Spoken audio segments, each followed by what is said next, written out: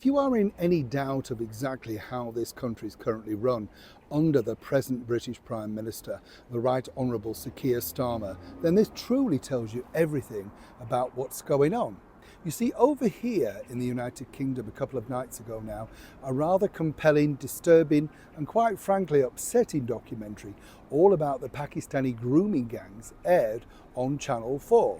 And as many people know, I've not exactly been complimentary about that particular channel, but they are a channel that took on this, well, very much heart-wrenching documentary. A very tough watch indeed.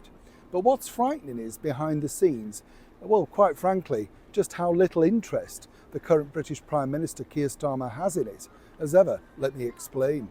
Morning chums, nice to see you. Thank you so much for your time today. It's frightening this, let me tell you. A terrible situation, interviews with people and, as we've had over here in the last few days, the person that's supposed to be looking after the young, that is of course the MP, Jess Phillips, has abandoned any possibility of an inquiry into that said grooming gang scandal, alongside, so it appears, Sir Keir Starmer. But fast forward a few weeks back, as it were, and there we have Keir Starmer inviting in the makers of Adolescence. Same sort of story, but with different people. You understand what I'm saying?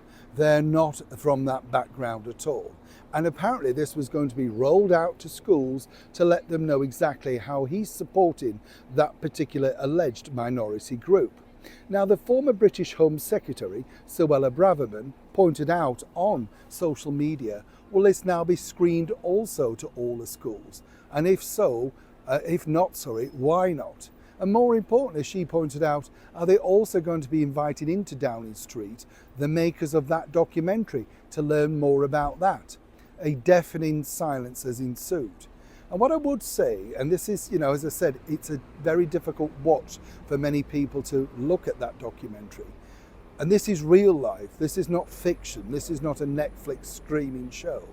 The bottom line is, why would the current British Prime Minister and most of his party on the front bench basically just refuse to have an inquiry into the scandal?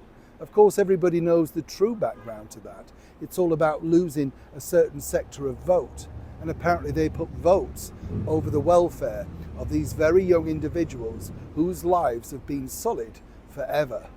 Isn't it wonderful that we have so many people willing to speak out in their defence, including the former British Home Secretary, Suella Braverman? You have to say, hats off to these people. As ever, I'd love to know what you think to this particular story in the comments below. Please be kind, respectful, and please no swearing, tempting as it may be on such a very hot topic. Neil Sean, Kensington, London.